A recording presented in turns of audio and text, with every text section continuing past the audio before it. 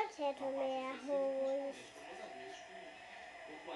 nem feijão e nem maçã. E o que ele tá comendo? Muita besteira. Bala, salgadinho, O que mais? doce. E o pai dessa criança? Dá muito doce pra ela. Dá muito doce. E o que vai fazer agora? Eu trabalho fora. Eu levo meu filho.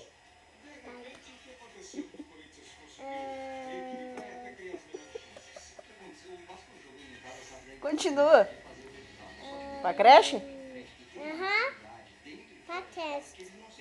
Pra cuidar do meu filho.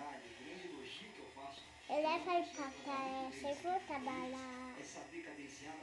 Aí eu vou buscar ele só de noite, na hora de dormir. Eu busco ele na hora de dormir. Olha pra mim. Por quê? Continua. Ó, ele bita com o moletinho, que não é de pelúcia. Isso daqui que é bitar, que não é de pelúcia. Tá. O que mais? Ele só sabe, às vezes, ele quer comer o bicho de pelúcia. E não pode? Você disse que não pode comer o bicho de pelúcia. Tá, e o que mais?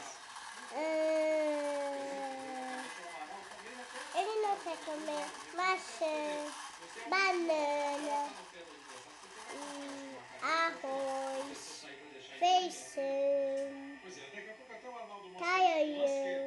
feijão, caranhão e arroz.